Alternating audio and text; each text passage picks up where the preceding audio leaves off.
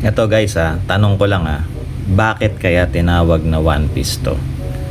Pero kung makikita mo, dalawa yung buto diba?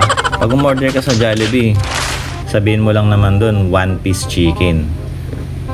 Tapos kung gusto mo ng drumstick, syempre isang buto lang yan ng drumstick.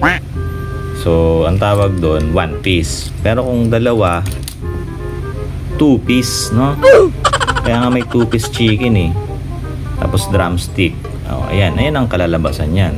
Dapat tawag dito two piece, diba? Labo kasi ito skull yan, skull. Tapos itong dalawa na to na buto, ito yung femur or thigh bone. Ang galing, no?